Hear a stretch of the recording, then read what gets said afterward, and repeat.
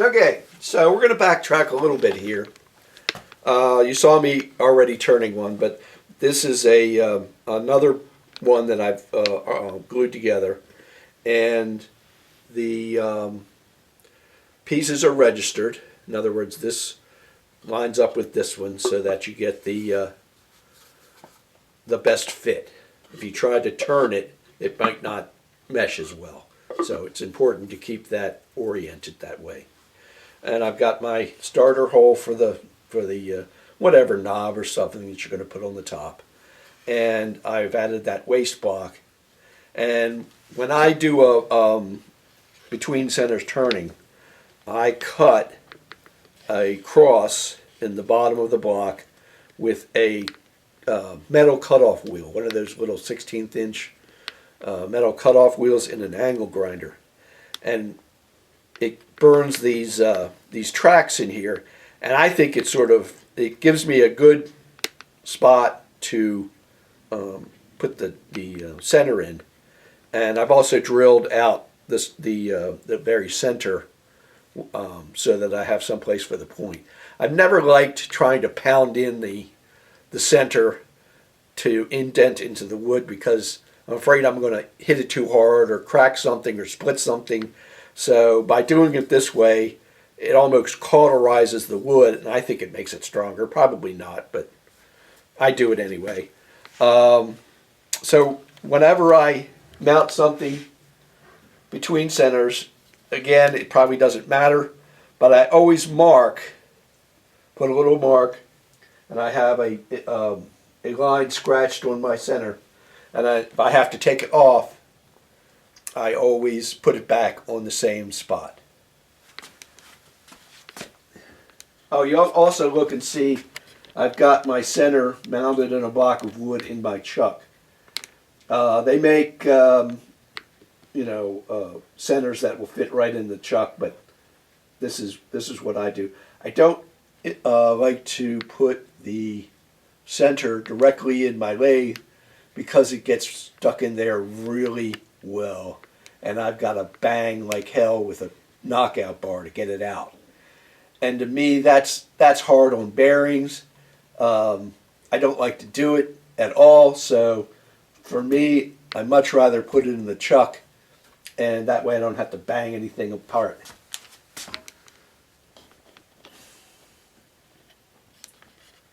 Then we bring up the tailstock.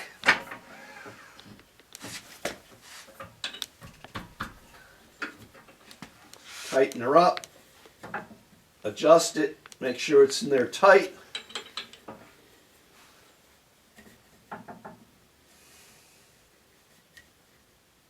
Okay.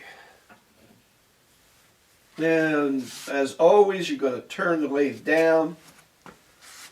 Alright, so we've got it secured in there. You always want to step off to the side, turn it up, whoops, wrong direction. There we go.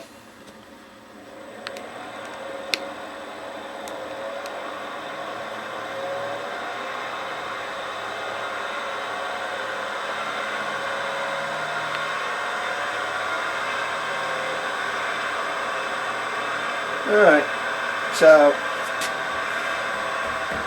everything's tight. I'm a scraper guy.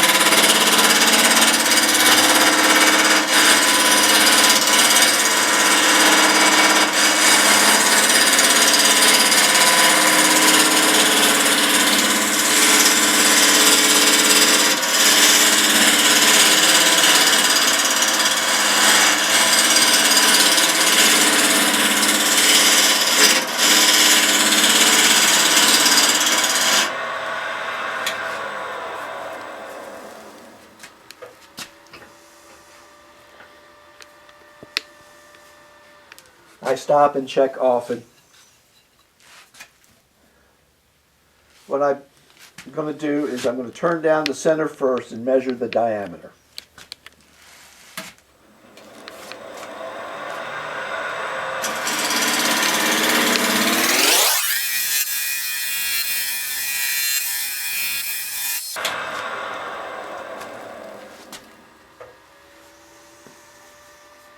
Almost, not quite, a little bit more.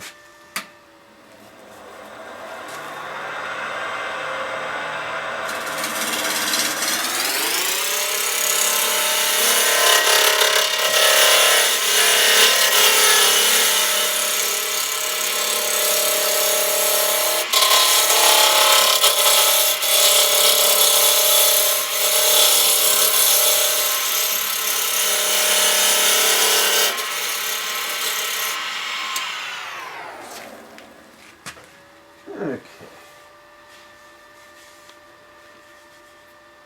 All right. So I've got a path through the center here. That's all turned down.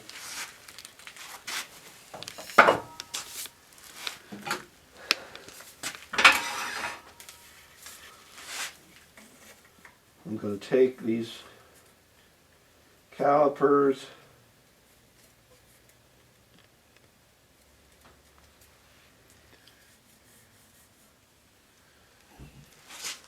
You saw me do this in the other video, but I'm just repeating it. Yeah.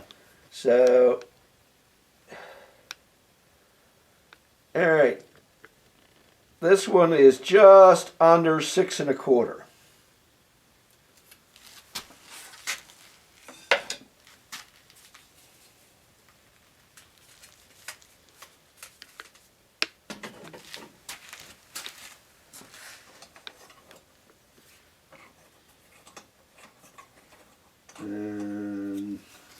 So, then I take a piece of Formica, and I use a circle cutting jig on my bandsaw, and I cut this radius to be 6 1/4. That's on the outside of the blade, and then I sand it up a little bit. Formica works well because it holds up well. You could use some plastic or something else thin and stiff. Doesn't matter. Now I'm also going to, before I start to use this, I'm going to go ahead and turn down most of the ball until I've just got small little patches. That these uncut areas are very small, and most of the cutting will be in this area. I'm going to go ahead and do it, and then we'll talk about more.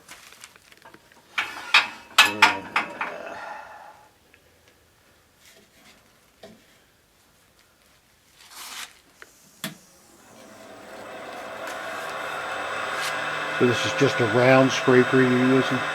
Yes. Looks like a 1/2 inch. Yeah, it's about a 1/2 inch round scraper. I make these. It's a little piece of high-speed steel epoxied onto a mild steel 3/4 inch shaft.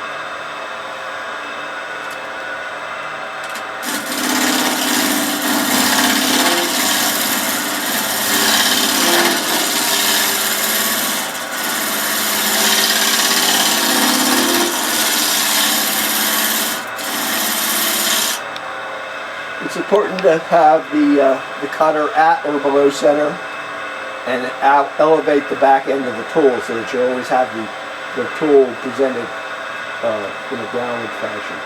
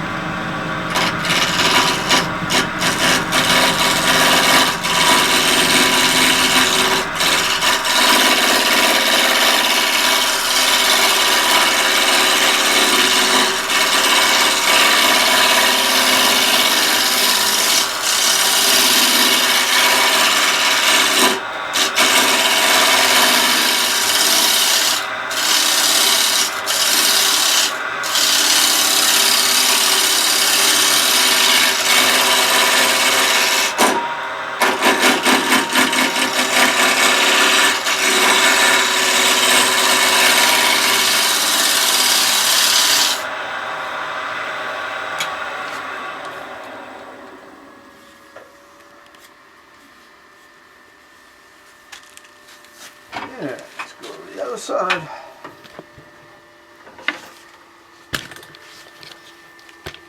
We might want to come over this way a little bit more. Okay.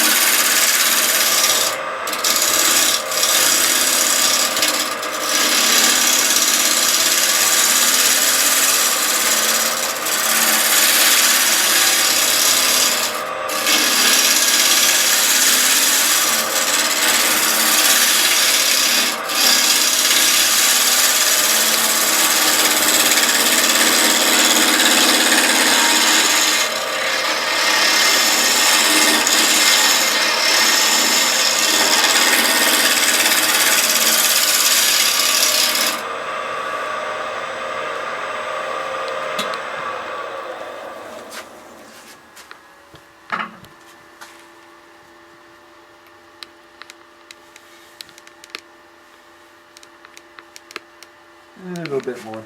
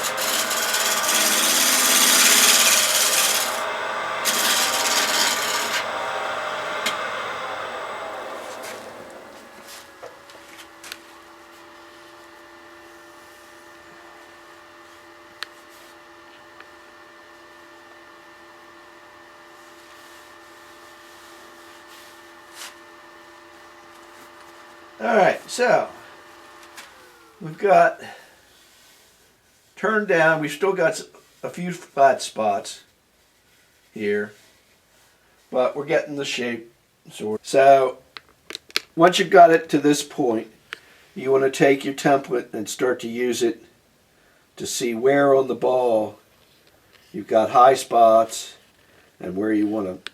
You've got to take more off of here. I've got a hump here, I've got a hump here. I'm still not all the way down, so I'm going to have to come down more on the ends because I've got flat spots here and flat spots here.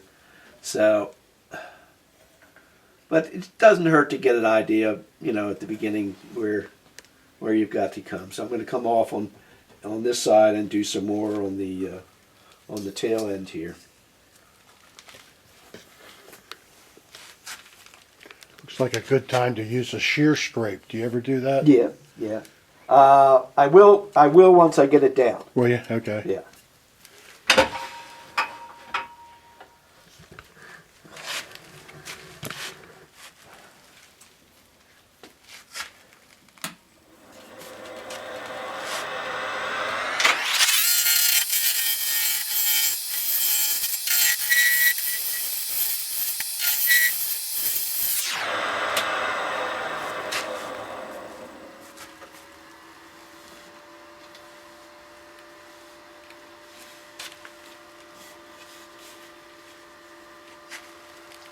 the idea is to take it down until you've got a nice sphere and you don't have any more flat spots. And you can work your way down with this template and keep going this way. But I've been doing a couple of these now, and I'm going to throw a little twist in here. I made myself a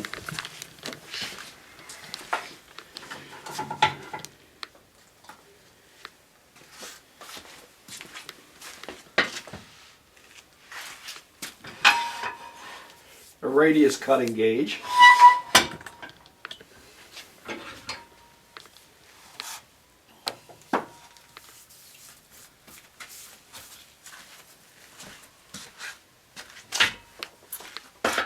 And let me show you this before I put it on there.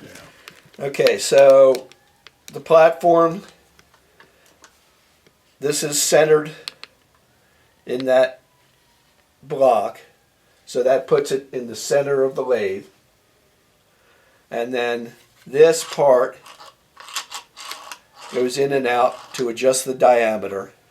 And this is the mechanism to change the diameter. You can adjust that so it can come in or go out. And then the cutter is simply a piece of high-speed steel. And I've got a square profile on there. Now you might wonder, why is it square? I tried it with a pointed cutter, and it left indentations. But by putting a square edge cutter in there, it skims across and actually smooths it out. So now the tricky part is to get it centered on the ball.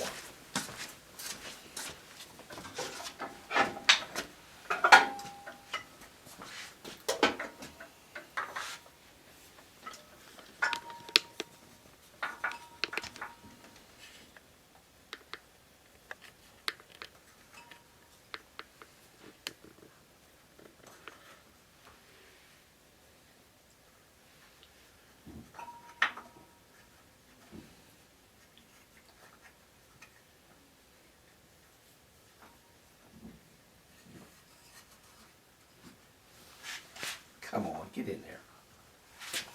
What are you doing?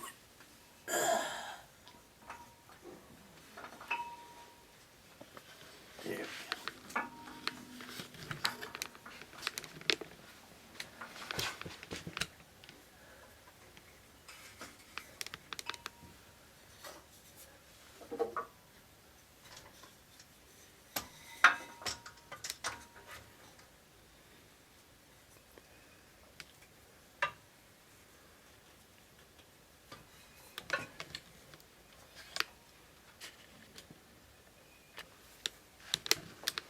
Alright, I've just got it loosely clamped right now. And I'm going to take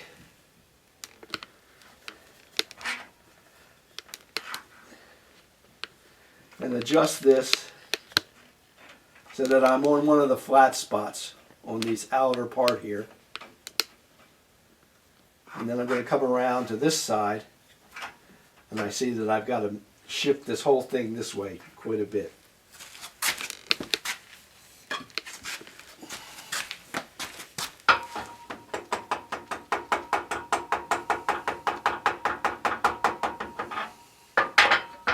So you're trying to match its location to the flat spots? Right, so that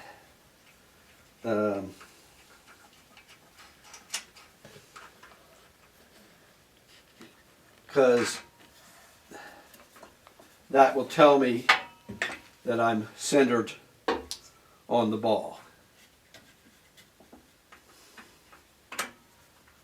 So, alright, so I'm hitting there. I've still got a gap. I come back over this way. I'm touching, so it's got to go, still got to go this way.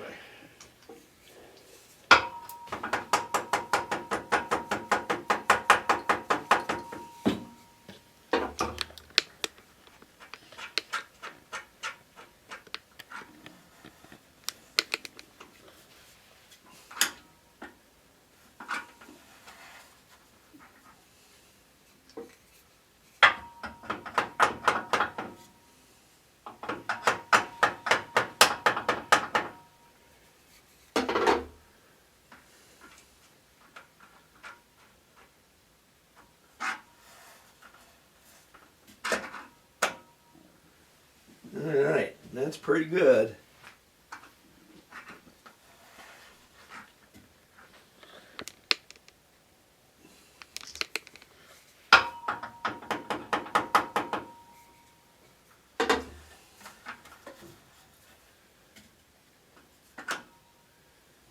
Okay. I can tighten up the clamps.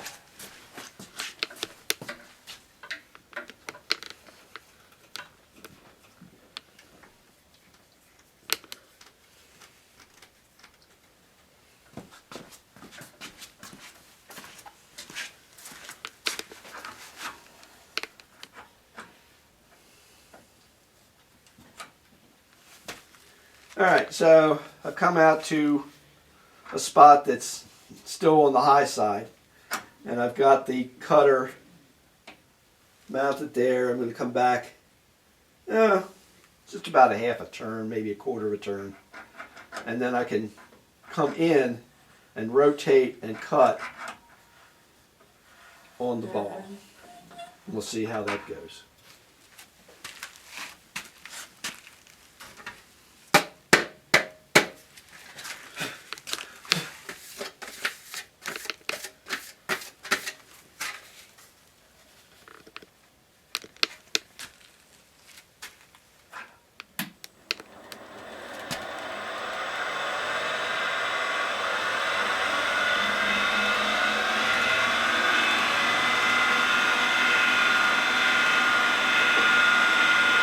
Tell them how fast you're going. Right? Tell them what speed you're at. Right now I'm at 1640.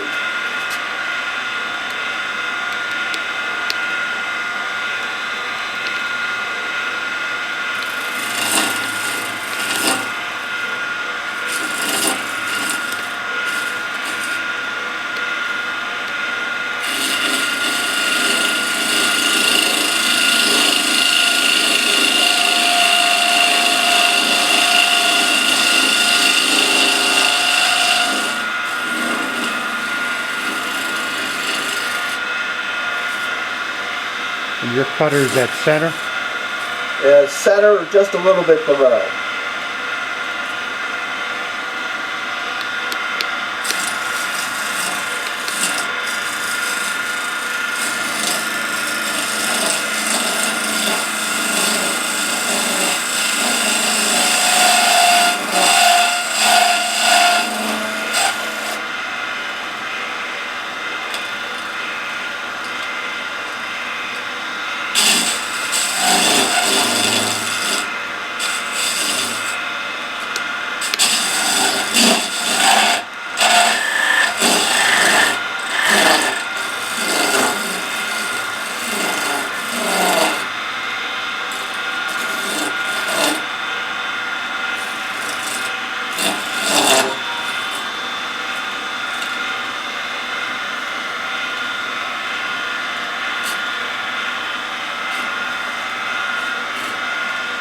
Okay, and adjust the cutter, bring it in a little bit further.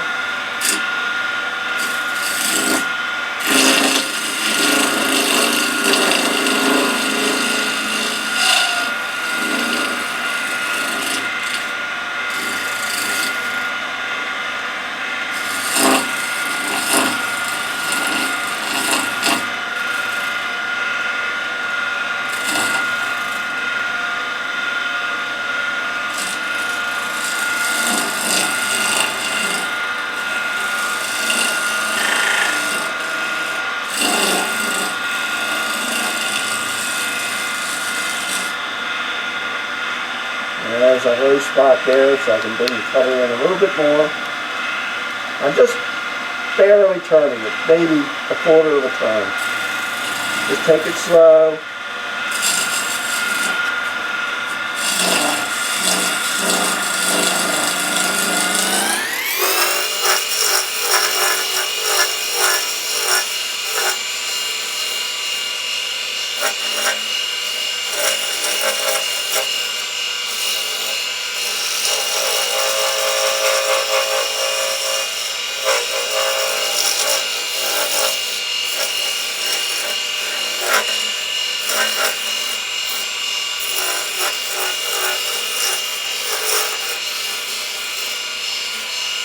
working so it doesn't coat anymore.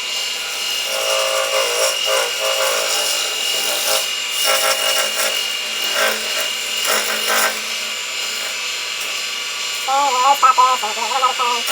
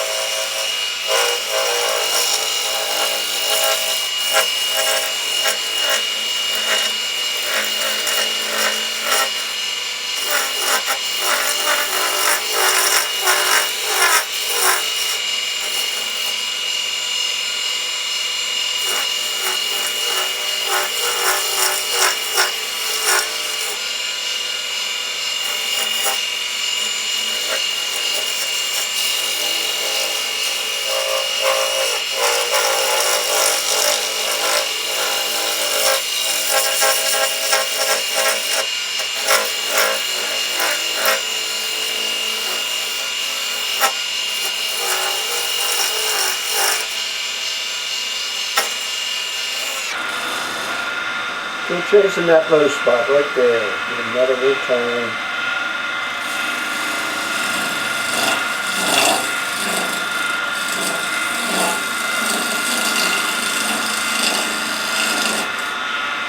You can see that flat spot while it's turning. What's that? You can see the flat spot while it's turning. I can feel it.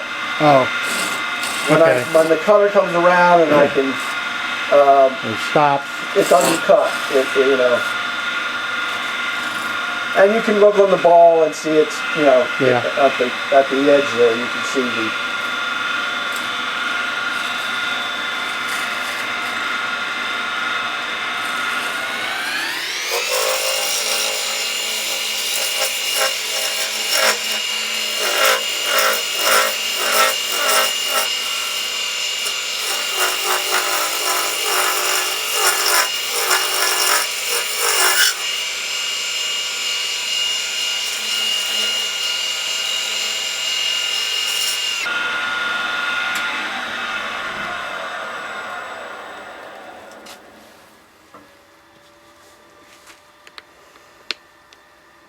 Alright, we still got some flat spots, so I still got to go a little bit more.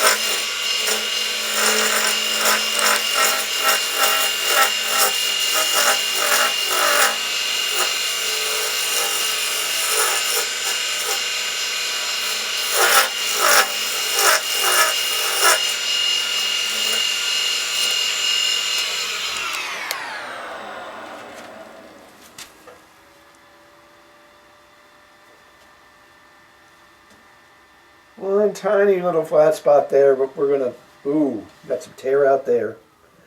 Alright, so we're going to switch over to a finished scrape. And boy, I really dug that out. We make them out of maple and walnut. This one I made out of holly and mahogany. And the holly is really tearing out. So if you use something like that, you might want to use a bowl gouge instead of a, you know, this rig, and just use the template. So we're going to try and mitigate some of that with the finished scraping.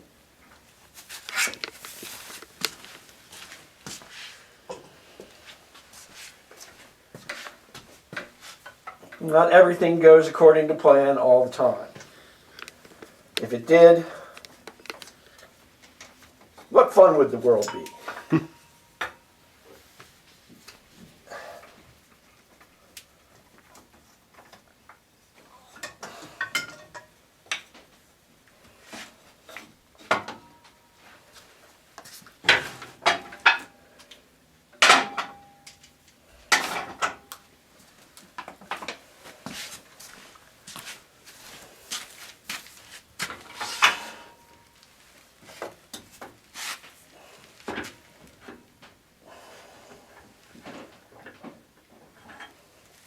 I've scored a line on my tool post so that I know if I put that in there, then I'm going to be set for what I want to do.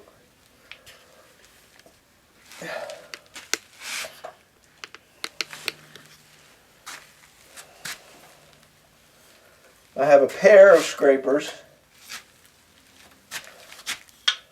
opposite angles, Here, let me get it. Okay. and I use the one on the one side and the one on the other side. It's just a matter of convenience.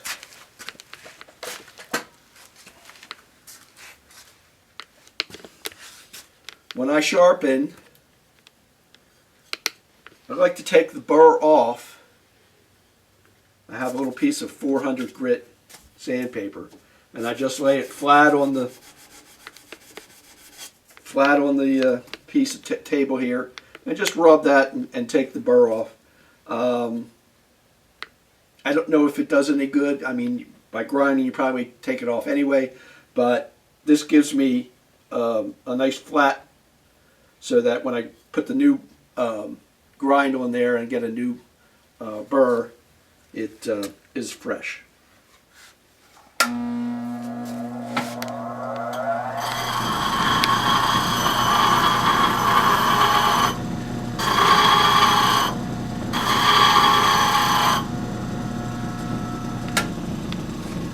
I sharpen all my scrapers at 15 degrees.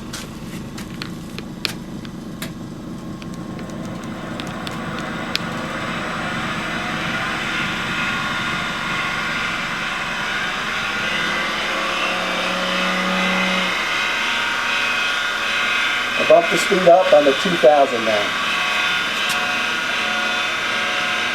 Again, I'm pointing it down. I'm barely touching it.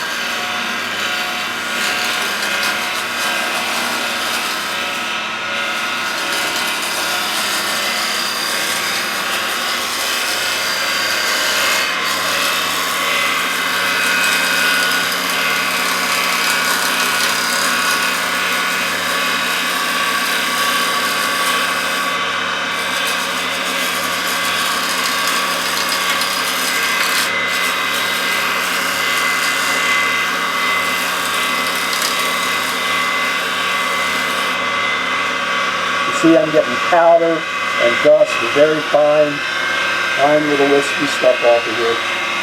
Keep the tool rest very close.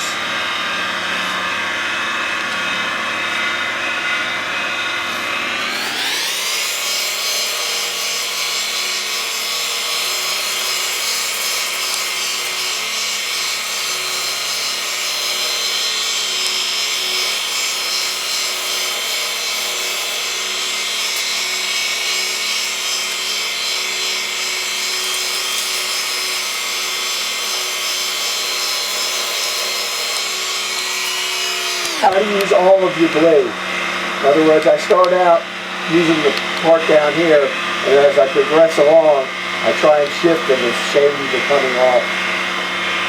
The range doesn't last very long.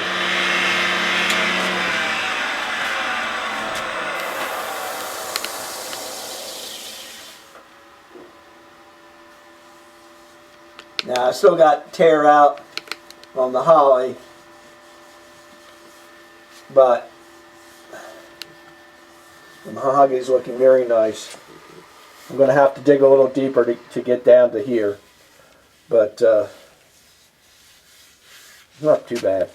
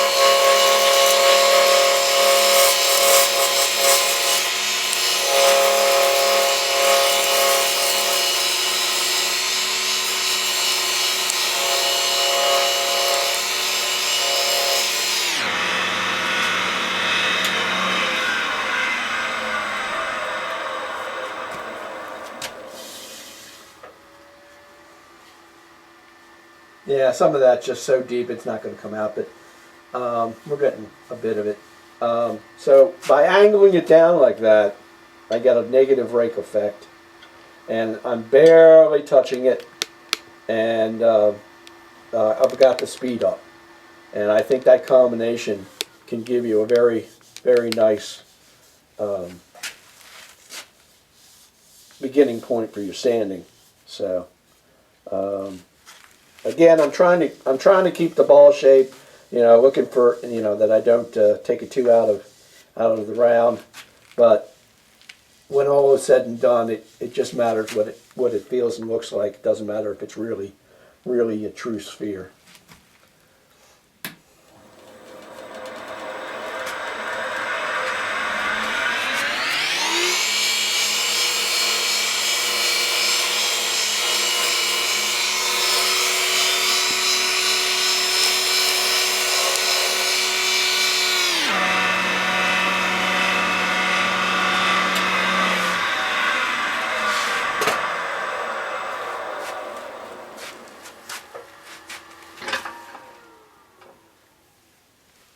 So once I come over to this side of the ball, I switch over to my other scraper. I'm a lefty, and for me, it's easier to have the two scrapers and stuff.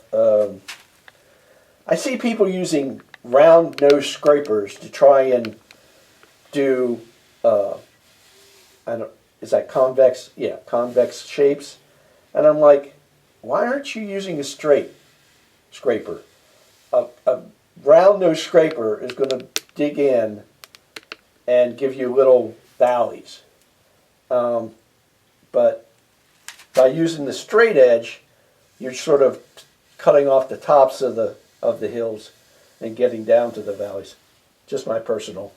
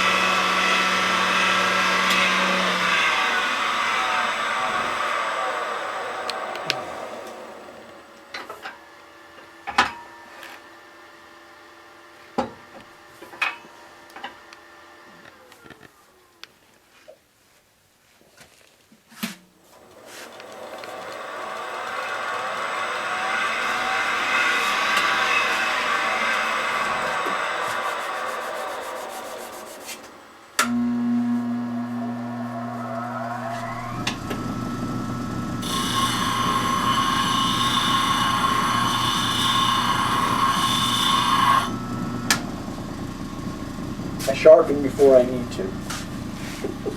Huh? I sharpen before I need to. Oh.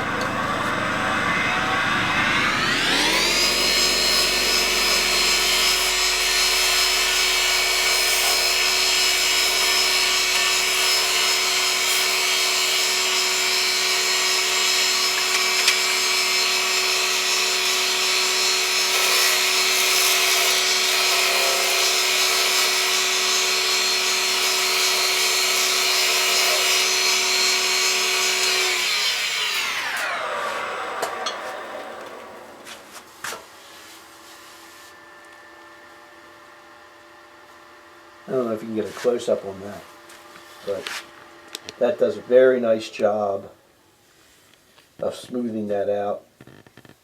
Now, obviously, I've got some tear out and all, but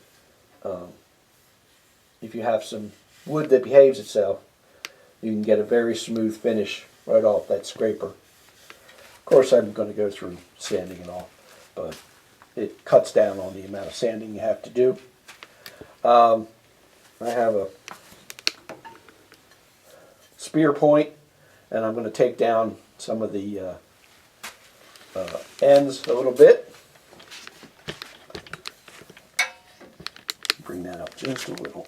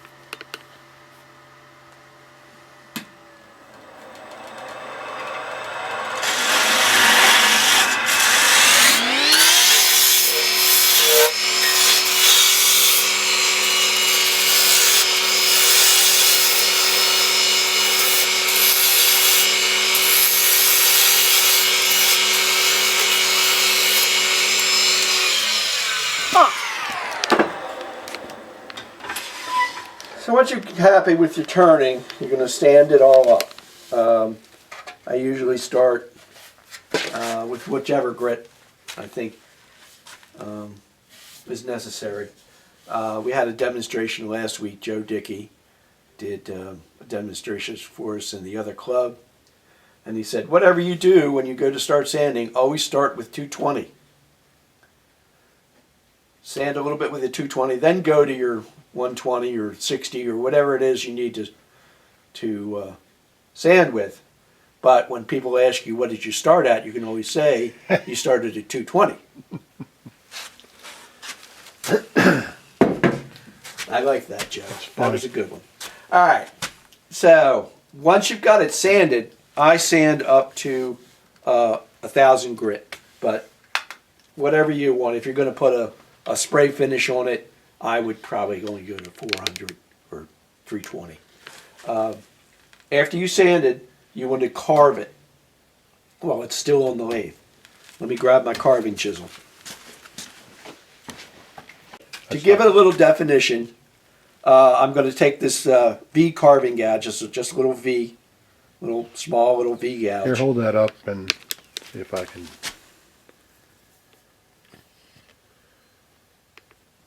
Yeah, that kind of shows. Okay. Okay.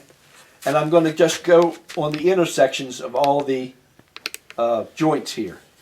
And it gives it a little definition, gives it a little depth, and I think it really makes it look more like a soccer ball. So mine has a indexing thing here, so I can take that. Whenever I do that, I always put a ring on here so that I don't accidentally turn the lathe on. But you want to start and just go very lightly.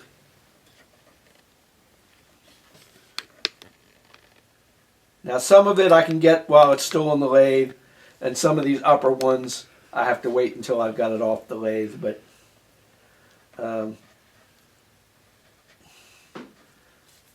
just do a light pass at first, and then you can always come back and deepen it. It's up to you how deep you want to go. This also helps to hide any misalignments and gaps. If you've got a little gap here or there, this V groove will help to hide it. But you do this after you sand, and try not to run off and gouge the pieces out here. Don't ask me how I know that. Alright, so I'm just going to do the one, but you get the idea.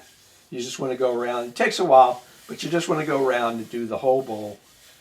And I think it really makes it stand out.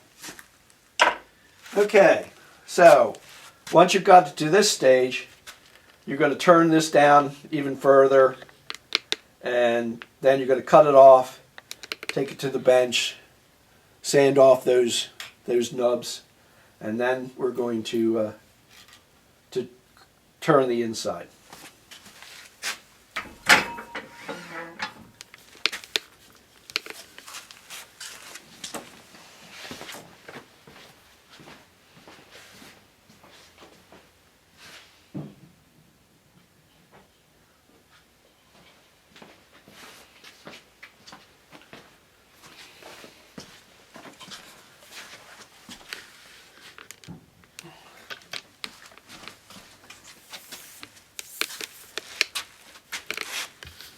Alright, take my indexer out.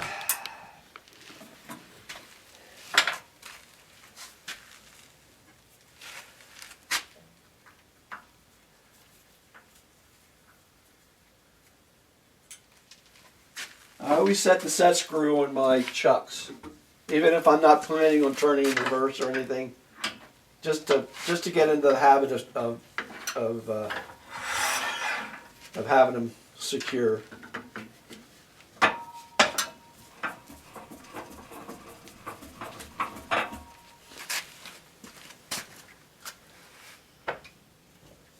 Alright, so now we're going to take that bottom ball and we're going to mount it in our vacuum chuck. Except that I don't have a vacuum chuck. So, it'd be very nice if I did, but I don't.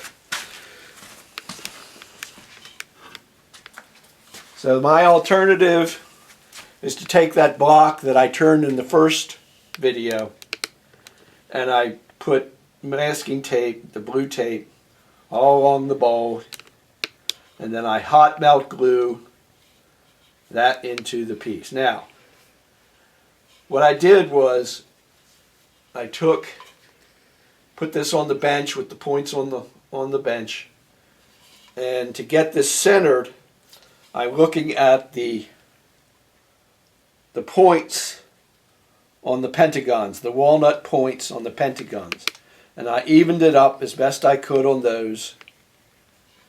Okay, and then for added assurance, I took a height gauge and I went around and I made sure that the height between the bench and this lip was within reason, within about a 1/16 of an inch. Even if it's not truly centered, it's still going to turn okay, but I try to get it centered on there. And it's all contacting at the rim here. You don't want it contacting in the middle and wobbling at the rim. You want it nice and secure at the rim. And the reason I overdo the glue is because these little things of glue sort of act like fingers or struts or braces, so that this puppy is on there. It ain't going nowhere.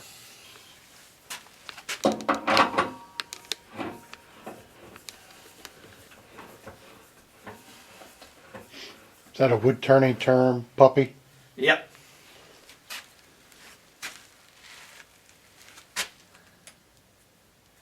So that's your set screw.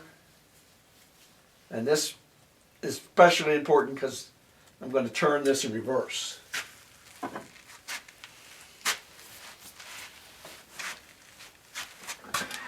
There.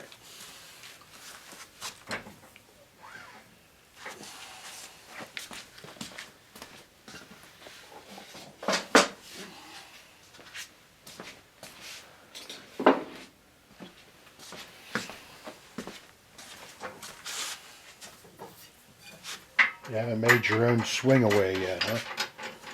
You've made everything else in here. I do love my jigs. I see that.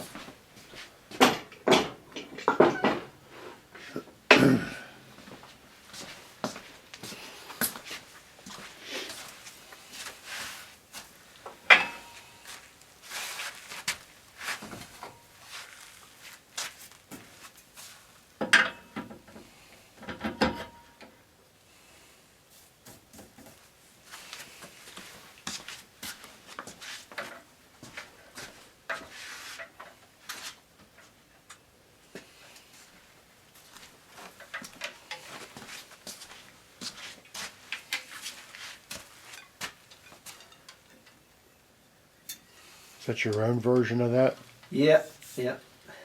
I bought Cindy's. Oh, did you? Okay. Let me get some tape.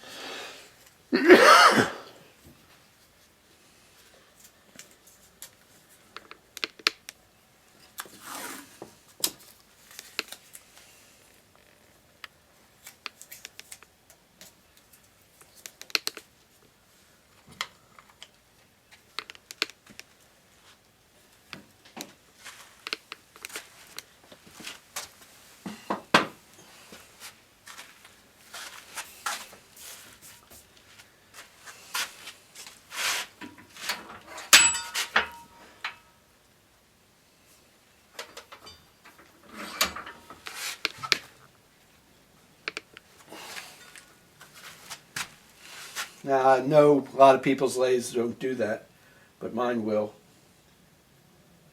And I like to turn in comfort. Now I'm going to bring this up so that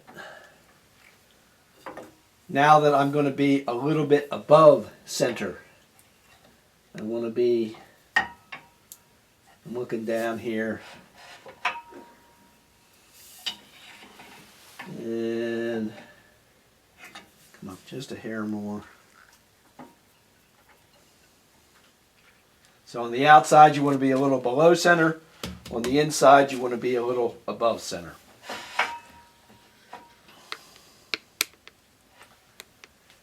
And as always, rotate everything by hand to make sure nothing's going to hit.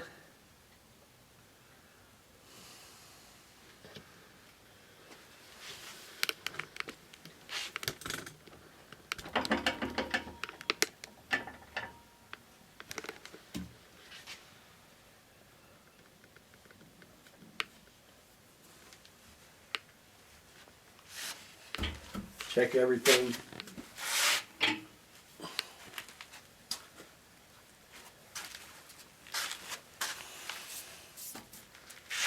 Turn the speed down.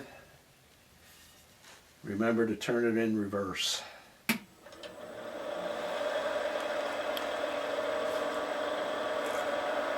Alright, so what I've got here is a point tool, a little piece of high-speed steel, rounded, and then set in there with a set screw. Put your hand behind it, so. Wait a minute. Okay.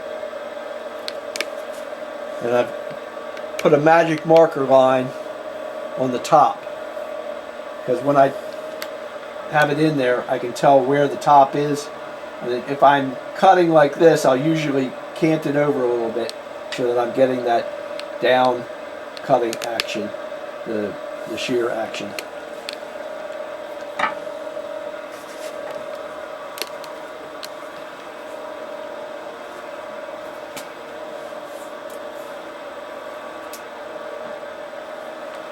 And bring the speed up. What speed?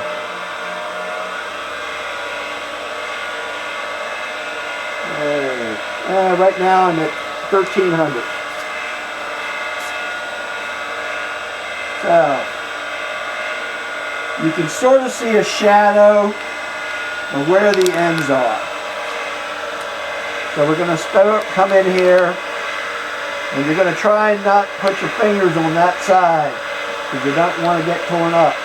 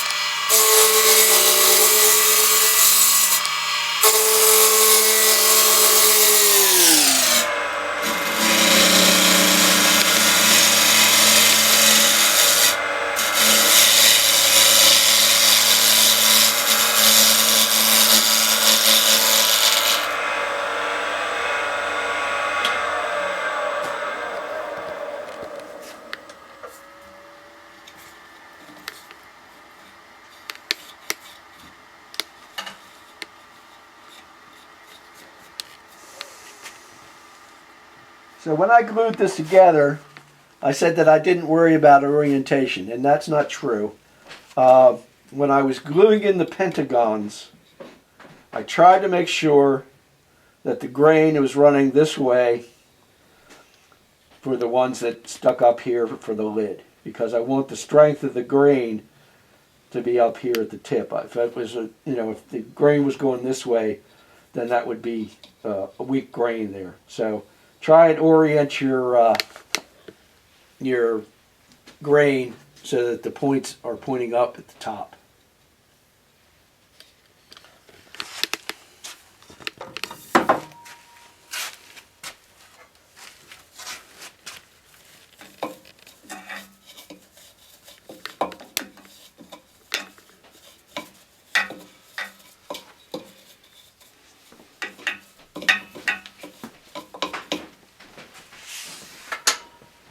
All right. So I'm trying to get a consistent thickness at least down to here so that I don't have a curve here. I want to get this to be looking uniform. So I've got to come down and take a little more. Now of course I've got to get down to where I'm not have any divots. The walnut for this bowl came out of pieces of flooring, so that there's ridges in the back here. So I've got to cut down at least until I get rid of those.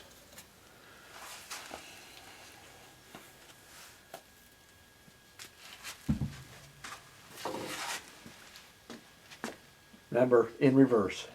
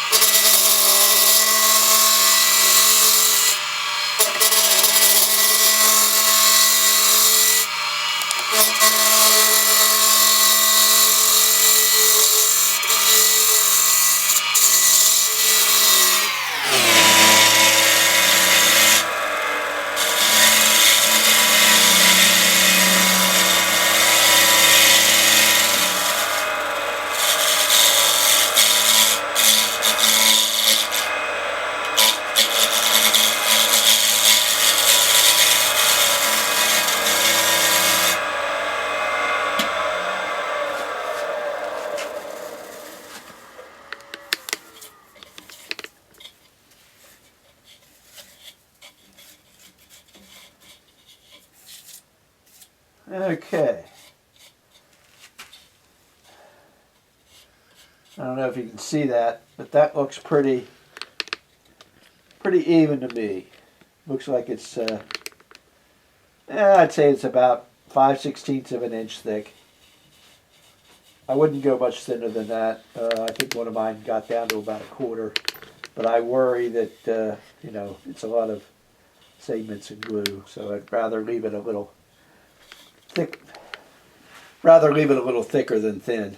So it's just a matter of going down and turning it until you have no more flats, and checking it, with a caliper to see that you're getting a consistent wall thickness. And again, make sure you keep those fingers away from the points; they'll rip you apart.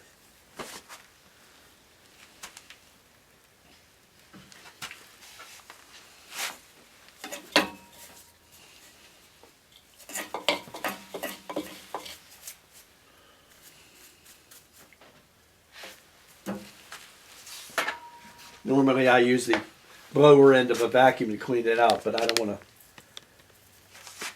dust out George here. Thank you.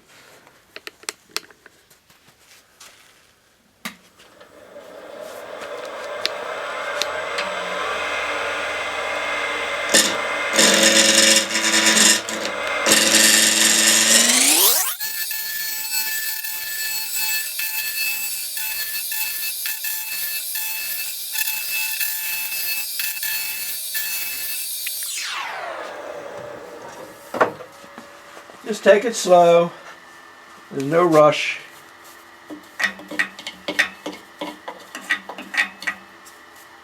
Being retired, I got all the time in the world. Not true, but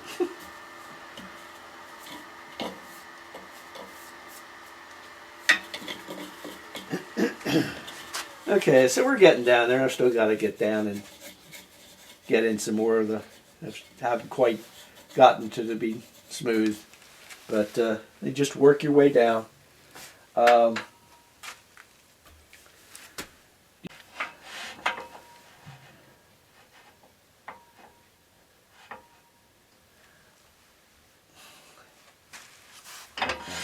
bring that out further now.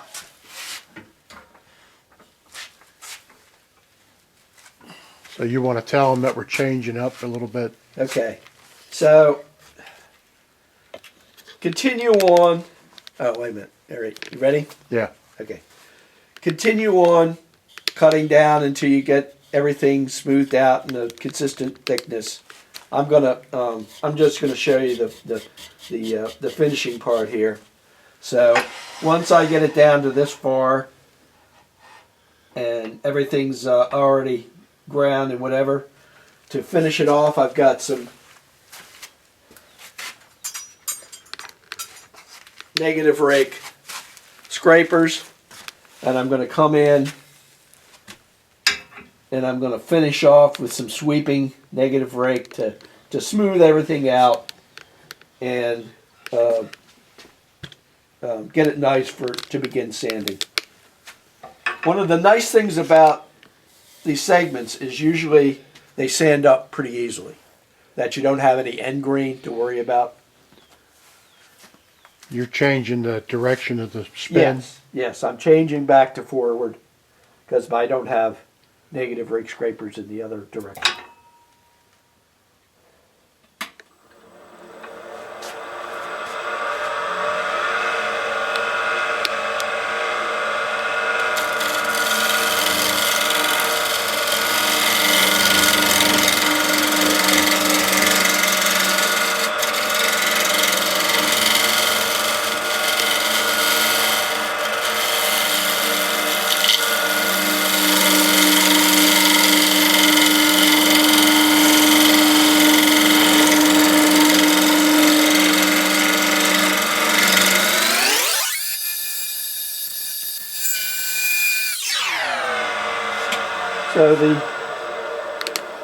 So the broader tip, the gentle sweep rides over the top of those hills and smooths them out and gets you leveled out, and that's what you want.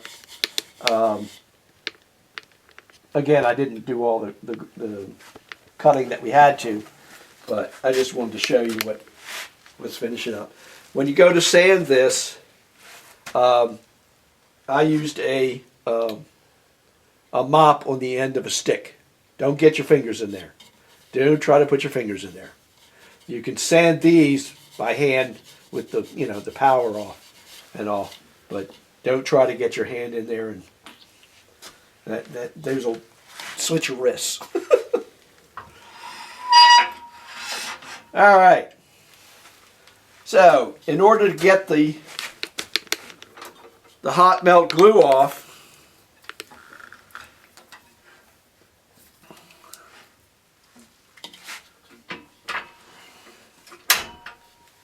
I'm not going to do it because I still have to finish this one. But I take and set up my tool rest. I'll turn at about 100 RPM, and I'll use a square nose scraper, and I'll scrape. And by going at a very slow RPM, it cuts the hot melt glue instead of melting it.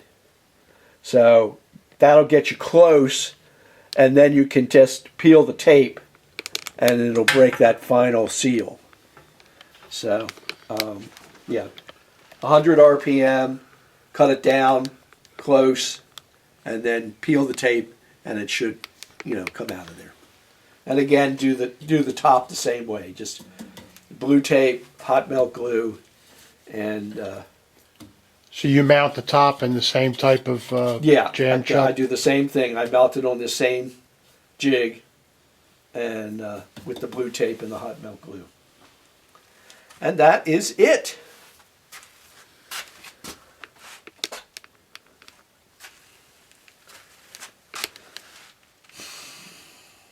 I made the tool rest, by the way.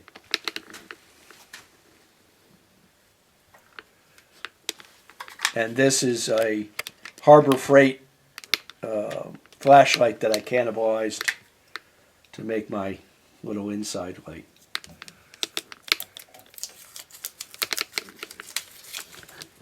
All right.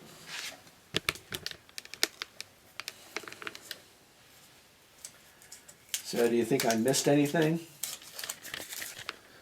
Okay. Okay, so when it's all said and done, hopefully you'll end up with a bowl that looks like a soccer ball. And I have my registration box, and it fits up, and you get a nice looking ball. Do you do anything about the bottom so that it sits flat? In the past, I took and put a ring on because it was going to be a bead bowl for the beads of courage. So I wanted a large, stable base. So I made a ring and I glued that on, so because they always want them stable for the kids. I've drilled a shallow hole, put a dowel in there, and then another foot to do that. I guess you could flatten off the bottom one and just have it sit there like that. That's up to you. I usually put a little, work out a little finial or a little knob or something. I did that basically because, again, it was a beads of courage ball and it has to be easy to open. But but this one is maple and walnut. This one is maple and walnut. And the other one we were working on was holly and mahogany. I like the holly for its lightness, but the particular holly I got has got some wild grain in it. So it wasn't the straightest of grain. If I had used a straighter grain, it probably wouldn't have chipped out as bad. So. Okay. All right. Guess that's it. I think so. It's a wrap.